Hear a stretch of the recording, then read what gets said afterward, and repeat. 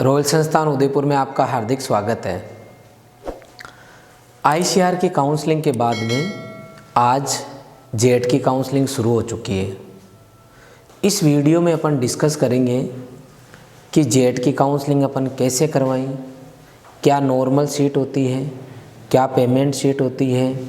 इसके अलावा हमारा ये निजी अनुभव रहा है कि चाहे कोई सा भी कंपटीशन एग्ज़ाम क्यों ना हो, जेट हो, आईसीआर हो, बीएचयू, मेडिकल हो, इंजीनियरिंग हो, ऐसे बहुत सारे केस आपने सुने होंगे कि उसके नंबर तो बहुत अच्छे आए थे लेकिन वो काउंसलिंग सही नहीं करा पाया, रह गया। ये वास्तव में ही सही बात है।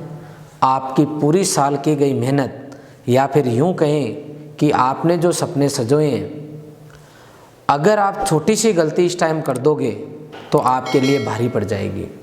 इसलिए इस वीडियो को आप आराम से देखें। अपन वो सभी कारण डिस्कस करेंगे जिनकी वजह से किसी बच्चे का सिलेक्शन रुक सकता है। तो अपन क्रम से एक एक करके पूरे पॉइंट डिस्कस करेंगे। सबसे पहले कि सर जेईटी की काउंसलिंग कब शुरू होगी, तो जेईटी की काउंसलिंग आपकी आज से शुरू हो चुकी है। ऑप्शन फॉर्म शुरू हो चुके हैं और 19 तारीख ऑप्शन फॉर्म भरने की लास्ट डेट है। आप लोग लास्ट डेट का इंतज़ार नहीं करें, जितना जल्दी हो सके अपना फॉर्म भरें। लेकिन अगर अधूरी जानकारी है तो पहले पूरी जानकारी ले, उसके बाद में फॉर्म भरें। 19 तारीख तक फॉर्म भरने के बाद में अगर आपको लगता है कि कुछ इन्फॉर्मेशन या कुछ आप एडिट करना चाह रहे हैं फॉर्म में, तो 20 तारीख आपके पास लास्ट डेट है। 20 तारीख बाद में आपको 24 तारीख को अगर आपको चॉइस मिली आपकी, तो आपको शो हो जाएगी कि किस बच्चे को कौन सी कॉलेज में एडमिशन हुआ है। 24 तारीख से लेके 27 तारीख तक आपके पास टाइम रहेगा। चाहो तो आप उस कॉलेज को ले लो या फिर आप अपवर्ड लगा सकते हो। अपवर्ड का मतलब होता है कि जैसे मैंने टोटल 20 चॉइस फिलअप की और मुझे मान लो 18वीं चॉइस मिल गई, 18वें नंबर की कॉलेज।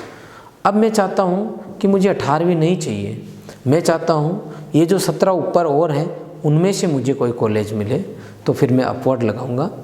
और फिर जब नेक्स्ट काउंसलिंग का रिजल्ट आएगा तो मुझे पता चलेगा कि या तो फिर मेरे पास यही कॉलेज रहेगी या फिर मुझे जो है किसी दूसरी कॉलेज में एडमिशन मिल गया। Is it clear?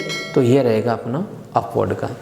सबसे पहले जेईटी ऑफिस के द्वारा काउंसलिंग के बारे में क्या क्या बताया गया है वो अपन देखते हैं। उसके बाद में क्या सावधानियां रखनी है और जनरल क्वेश्चन बच्चों के क्या रहते हैं उस पर अपन डिस्कस करेंगे। तो पहला इन्होंने ये डाला है, पहला पॉइंट, टोटल इन्होंने 9 पॉइंट दिए हैं अपने को। फर्स्ट पॉइंट इन्होंने डाला है कि आपके काउंसलिंग से रिगार्डिंग जो भी डॉक्यूमेंट्स हैं, आपका 10th 12th की मार्कशीट है, जाति प्रमाण पत्र है, मूल निवास है, इसके अलावा मान लो किसी का डिफेंस प्रायोरिटी का सर्टिफिकेट है या पीएस सर्टिफिकेट है, इस तरीके के जितने भी डॉक्यूमेंट्स हैं क्रम से आप काउंसलिंग कराते वक्त जमा के रखें, ताकि कुछ इन्फॉर्मेशन आपको लेनी हो तो वो आपकी गलत नहीं हो।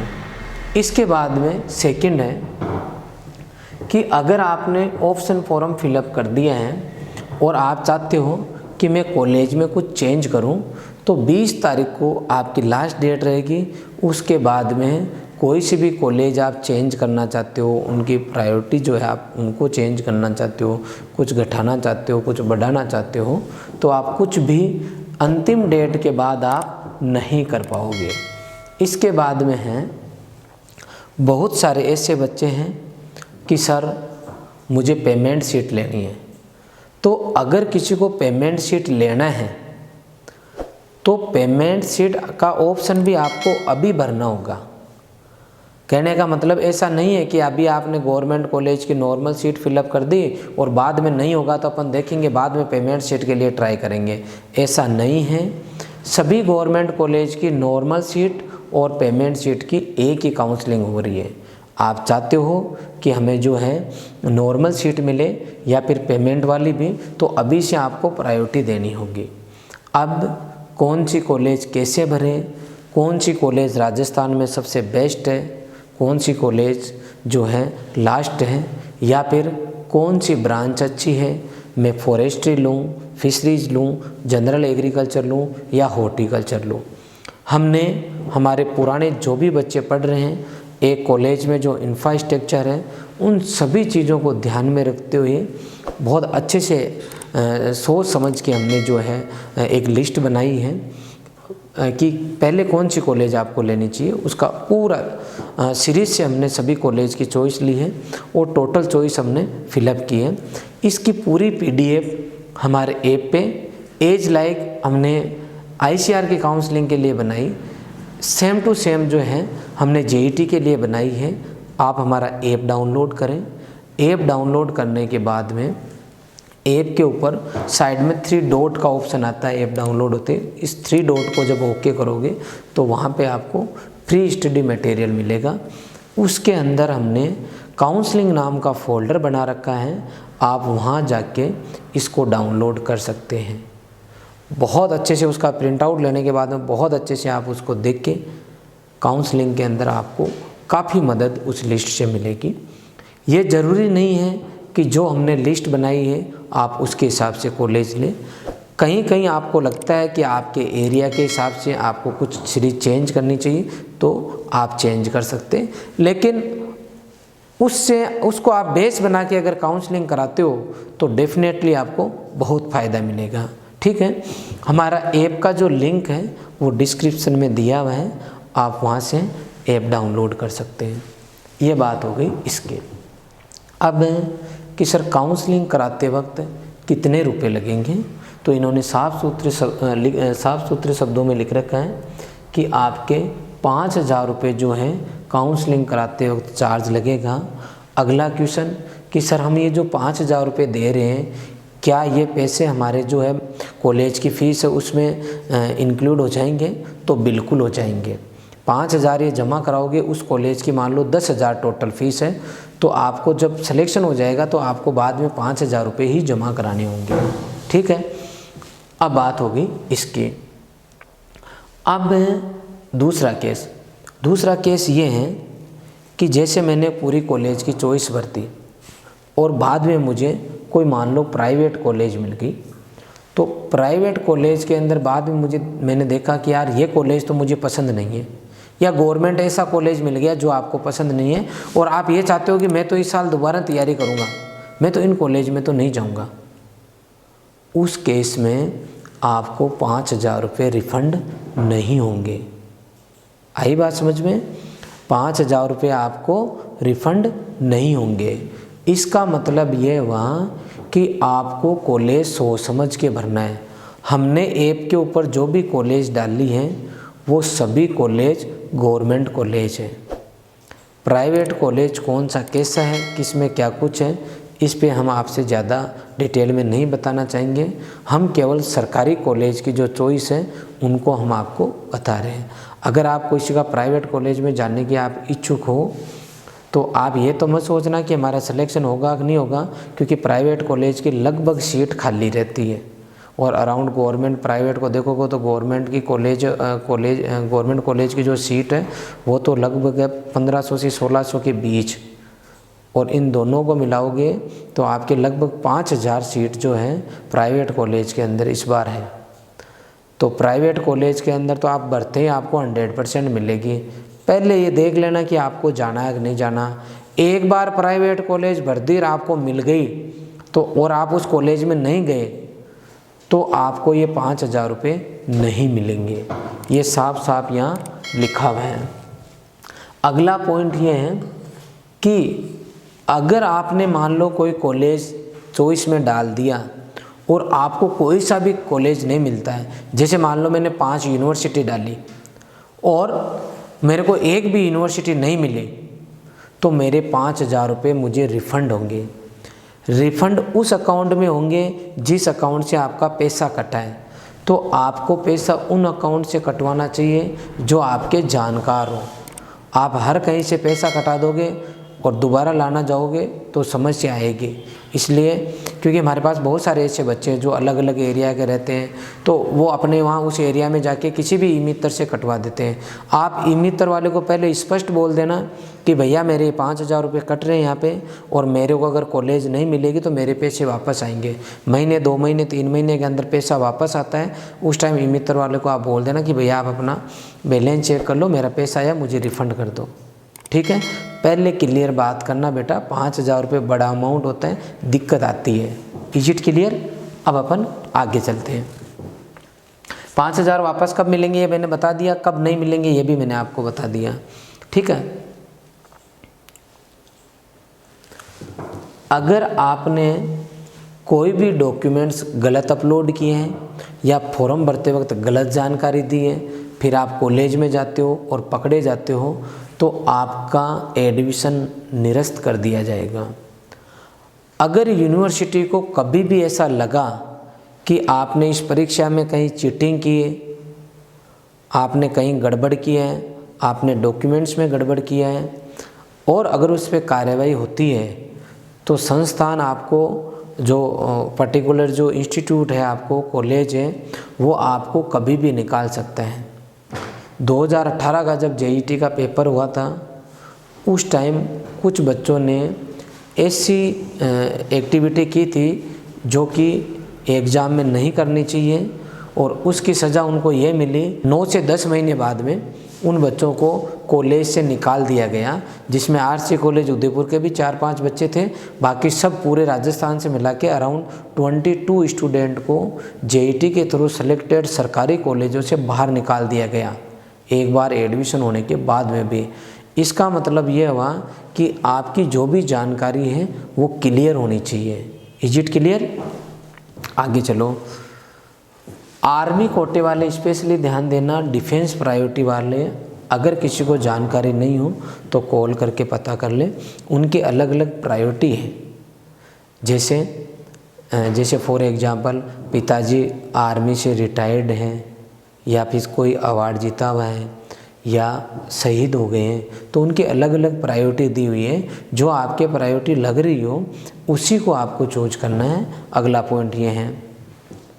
इसके अलावा भी आपकी वेबसाइट जो है जेईटी वाली, उस पर पूरी वेबसाइट पे जब आप जाओगे, कैंडिडेट लॉगिन करोगे, उसके बगल में एक जेट का ऑप्शन दिया हुआ है।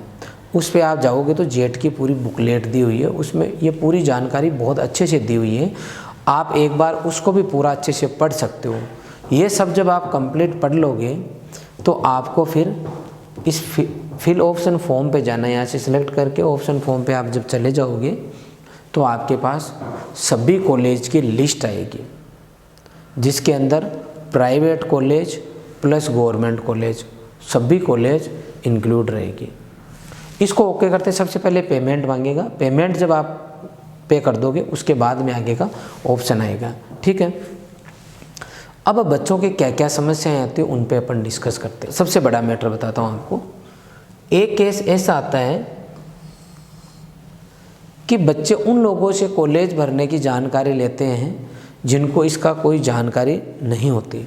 जैसे किसी के भैया बीएड कर रहे हैं मान लो, और उनसे पूछ लिया कि भैया मैं कौन सी कॉलेज भरूँ, तो वो अपने आसपास के एरिया के हिसाब से बता देता है ये भर लो, ये पास में। उनको ये पता नहीं कि टॉप कौन सी है। इसलिए काउंसलिंग में कॉलेज चूज करना सबसे ज़्यादा इम्पोर्टेंट है। तो आप उनसे जानकारी ले जिनको इसकी जानकारी हो। वो आप किसी संस्थान से पढ़े हो वहाँ से ले सकते हो, या कोई आपका एग्रीकल्चर में ऑलरेडी किसी कॉलेज में पढ़ रहा है, एग्रीकल्चर कॉलेज में पढ़ रहा है, आप उनसे ले सकते हो। बाकी हर किसी से पूछ के मत करना, क्योंकि समस्या आती है। बाद में हमारे पास फ़ोन आते हैं बच्चों के पूरे राजस्थान से, ICR की बात हो तो ऑल इंडिया से, अरे सर मेरे ऐसे हो गया, अभी मैं क्या करूँ। काउंसलिंग नीट एंड क्लीन होती है, जो हो गया बस हो गया, उसमें फिर ज़्यादा कोई कुछ नहीं कर सकता। पहला केस तो ये कि जिनको जानकारी उनसे पूछ के भरें। दूसरा केस ये सबसे इम्पोर्टेंट है, ये 5 स्टार है। ऐसे मैंने हर साल 2-4 बच्चों के कॉल तो मेरे पास ज़रूर आते हैं। 2 नंबर वाला पॉइंट ये है कि किसी बच्चे के मान लो 370 नंबर आए हुए हैं या 340 नंबर आए हैं, उसने कॉलेज भरना शुरू की। तो उसने मान लो कॉलेज भरते भरते एक बीच में कॉलेज भरी, उसने लाल शॉट आया, उसने लाल शॉट भरा, टोंक आया, टोंक भरा। अब उसको ये पता नहीं है कि लालसोट में गवर्नमेंट कौन सी है और प्राइवेट कौन सी है, तो वो क्या करता है, लालसोट की कॉलेज भर देता है, फिलअप कर देता है, प्रिंट आउट ले आता है। जिस दिन रिजल्ट आता है उस दिन उसकी वहाँ या तो फीस ज़्यादा लिखी हुई रहती है, या फिर वो जो पता करता है डिटेल, तब पता चलता है कि ये तो प्राइवेट है। इसलिए आप ध्यान रखना, जहाँ जहाँ गवर्नमेंट कॉलेज है लगभग उन सभी ज़िलों के अंदर प्राइवेट कॉलेज और है। आप बहुत अच्छे से देखें कि गवर्नमेंट है कि नहीं है, तो हमने हमारी उस ऐप के ऊपर इन सभी कॉलेज की जो लिस्ट है उनमें से गवर्नमेंट की छांट के ही बना रखी है लिस्ट। इम्पोर्टेंट पॉइंट है, ध्यान रखना, ठीक है। तीसरा पॉइंट, तीसरा ये है कि आप जिन कॉलेज में जाना चाहते हैं वही भरें। जिन कॉलेज में आपको जाना ही नहीं है, पहले से माइंड क्लियर है कि मुझे प्राइवेट कॉलेज में नहीं जाना, तो नहीं भरें। आपके पहले से क्लियर है कि मुझे मान लो फॉरेस्ट्री में नहीं जाना, तो भरे ही नहीं। पहले से क्लियर है कि मुझे फिशरीज कॉलेज में नहीं जाना है, तो आप नहीं भरें। क्योंकि एक बार कॉलेज भर दी, आपको मिल गई, फिर नहीं जाओगे तो भी वो 5,000 रिफंड नहीं होंगे। तो आप पहले देख लेना कि मुझे किन किन में जाना है। अगली बात, फोर्थ नंबर भी इम्पोर्टेंट है, क्योंकि आपके पास यहाँ दो तरह की सीट है, एक नॉर्मल सीट है और एक पेमेंट सीट है। तो नॉर्मल प्लस पेमेंट, पहले तो ये क्लियर कर लो कि नॉर्मल और पेमेंट क्या है। केवल नॉर्मल और पेमेंट की कहानी सरकारी कॉलेजों पे लागू होती है, किसी भी प्राइवेट कॉलेज के अंदर पेमेंट सीट नहीं होती है। कोई बच्चा खुश हो जाता है, हाँ मेरा प्राइवेट में तो है लेकिन सीट नॉर्मल है। अरे दादा, प्राइवेट में सभी कॉलेज नॉर्मल है, सभी कॉलेज की सीट नॉर्मल सीट है। नॉर्मल सीट और पेमेंट सीट की कहानी क्या है? पेमेंट सीट के ऊपर हर कॉलेज के अंदर आपको फीस के अलावा कुछ पैसे एक्स्ट्रा जमा कराने होते हैं हर साल। तो आप इसकी फ़ीस पकड़ सकते हो, एवरेज 50,000 रुपये लगभग आपको एक्स्ट्रा जमा कराने होंगे। जैसे नॉर्मल सीट है 10,000, तो पेमेंट वाले बच्चों को जमा कराना है 60,000। आप अपने घर की स्थिति देख लें, पूरी कैलकुलेशन लगा लें, आपको लगता है कि पेमेंट सीट अपन दे पाएंगे, कर पाएंगे पेमेंट पे एडमिशन, तो आप पेमेंट लें, अदरवाइज केवल और केवल नॉर्मल सीट भरें। आप समझ गए? दूसरा केस यहाँ ये लगता है, बहुत सारे बच्चों के दिमाग में रहती है कि पेमेंट में देखेंगे, नॉर्मल पे नहीं होगा ना, तो फिर पेमेंट वाला देखेंगे। पेमेंट वाला कुछ नहीं देख सकते, क्योंकि एक ही काउंसलिंग हो रही है।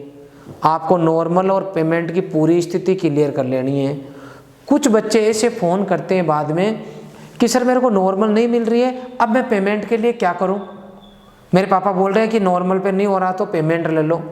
तो पहले घर वाले सब एक जगह आराम से बैठो और ये स्थिति क्लियर कर लो कि अगर नॉर्मल नहीं मिली तो क्या पेमेंट लेना चाहते हैं कि हाँ, अगर नहीं मिलेगी तो लेंगे। तो आप सबसे पहले नॉर्मल डालने के बाद में पेमेंट का ऑप्शन जो है वो अभी चूज कर लें। बाद में कुछ भी नहीं होगा, बाद में आप सोचो कि नॉर्मल में तो नहीं हुआ, अब अगर हो जाए तो हम पेमेंट ले लें, बाद में आप पेमेंट नहीं ले पाओगे। इज इट क्लियर बेटा? इस पॉइंट का आपको स्पेशली ध्यान रखना है, ठीक है। इसके अलावा और इश्यू और भी आते हैं, कुछ इश्यूज, जैसे किसी के पास मान लो डॉक्यूमेंट्स अवेलेबल नहीं है, पुराना है, तो वो अभी बनाने में लग गया, फिर लास्ट डेट निकल गई, कोई ना कोई इश्यू हो गया, तो आपके पास जो भी डॉक्यूमेंट्स अवेलेबल है, कंप्लीट है, आप फिलअप करें, अपलोड करें, जहाँ ज़रूरत पड़ रही है वहाँ, ठीक है। अगर नहीं है तो कुछ ऐसे डॉक्यूमेंट्स होते हैं जिनके लिए यूनिवर्सिटी टाइम देती है। तो कहीं ऐसा नहीं हो कि एक डॉक्यूमेंट्स आपके पास कोई नहीं है। हालांकि मैं ये नहीं कह रहा कि आप बिना डॉक्यूमेंट जाना, लेकिन किसी भी कारणवश XYZ आपके पास नहीं है कोई पर्टिकुलर डॉक्यूमेंट्स, तो आपको काउंसलिंग कराना चाहिए, पार्टिसिपेट करना चाहिए, डॉक्यूमेंट्स अपलोड करनी चाहिए, कॉलेज की फ़ीस जमा करानी चाहिए। और जब कॉलेज में आप जाओगे तो आपको जो अवेलेबल डॉक्यूमेंट्स है वो लेके जाना चाहिए। सब कुछ ठीक रहता है तो आपको टाइम मिल जाता है। इसलिए ऐसा कोई फ़ोन नहीं आना चाहिए कि सर मैंने ये डॉक्यूमेंट नहीं था इसलिए मैं काउंसलिंग कराने ही नहीं गया, मैं तो 1 साल और तैयारी करने आया हूँ। कोई भी बच्चा लॉन्ग ईयर की तैयारी करता है और अगर उसका अभी इसी साल सिलेक्शन हो रहा है कहीं क्रैश कोर्स के थ्रू, तो उस बच्चे को एडमिशन लेना चाहिए। डॉक्यूमेंट से रिलेटेड प्रॉब्लम है तो आप हमारी टीम से संपर्क करें, हम कोशिश करेंगे जैसा भी हो आपके डॉक्यूमेंट्स कंप्लीट हो, नहीं भी हो तो आप यूनिवर्सिटी जाइए ज़रूर, अभी हार नहीं माने, ये भी एक इश्यू रहता है। इसके अलावा बहुत सारे बच्चे और भी कुछ न कुछ कोई न कोई कमी छोड़ देते हैं या कुछ चीज़ें उनके समझ में नहीं आती हैं, तो आप लोग कमेंट बॉक्स में डालें, हम लोग आपको जितना हो सके उतनी कोशिश करेंगे कि आपके पूरे डाउट सोल्व हो। Is it clear? अब कि सर मेरे इतने नंबर आ रहे हैं, मुझे कौन सी यूनिवर्सिटी मिलेगी, इसका अभी हम लोग बहुत ज़्यादा आपको कुछ नहीं कह सकते, इसलिए आप केवल रिजल्ट का इंतज़ार करें, एक बार प्रॉपर काउंसलिंग कराएं। अब कुछ बच्चे ऐसे हैं कि सर मेरी ये रैंक है, मैं काउंसलिंग कराऊं या नहीं कराऊं, तो आप ध्यान रखें 5,000 रुपये आपके रिफ़ंड होंगे। आपको जो यूनिवर्सिटी जो कॉलेज चाहिए उनको फिलअप कर दें, अगर मिल जाएगा तो ठीक है, नहीं मिलेगा तो पैसा रिफ़ंड होगा।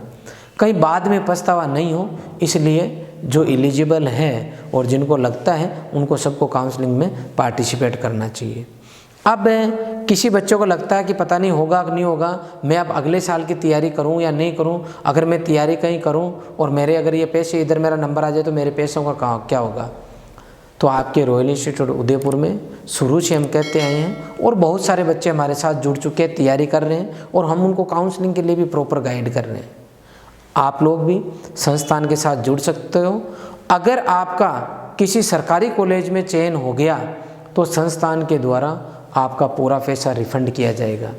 अगर सरकारी में नहीं हुआ, किसी प्राइवेट में हुआ है, तो पैसा कोचिंग का जो पैसा आपका रिफंड नहीं होगा, क्योंकि हम लोग सरकारी जो कॉलेज है उनके लिए तैयारी करवाते हैं। तो आप सरकारी कॉलेज में जाना चाहते हो तो यहाँ पैसे जमा करा के और तैयारी शुरू करें। मैं आपको बताना चाहूँगा, राजस्थान के और भारत के लगभग हर कोने से बच्चे 2021 के लिए जुड़ चुके हैं और केवल मात्र 10,000 रुपये के अंदर हम बच्चों को लाइव क्लासेस घर बैठे दे रहे हैं। और आप ऑफलाइन भी एडमिशन लेना चाहें तो एडमिशन चल रहे हैं, आप ऑफलाइन एडमिशन ले सकते हैं। हमारी पूरी साल की लगभग लॉन्ग ईयर बैच की 40,000 रुपये फ़ीस रहती है। लास्ट ईयर 40,000 रुपये थी और इंग्लिश मीडियम बैच की 55,000 रुपये फ़ीस थी, लेकिन हमने इस कोरोना काल को देखते हुए अभी फ़ीस कम कर रखी है। कुछ टाइम हम और कम फीस रखेंगे। अभी हिंदी मीडियम की केवल और केवल फ़ीस मात्र 25,000 रुपये है, जिसके अंदर आपको 13 फैकल्टी पढ़ाएगी। जेट, ICR, BHU हर सब्जेक्ट के 4 टीचर होंगे, एक रीजनिंग की फैकल्टी और होगी, लगभग 13 टीचर आपको पढ़ाएंगे। सब सर कैसा पढ़ाते हैं इनके हमने पहले भी वीडियो डाल रखे हैं और अभी और आज से आपको सभी हमारी जो फैकल्टी पढ़ा रही है उनके वीडियोज़ मिलेंगे यूट्यूब के ऊपर।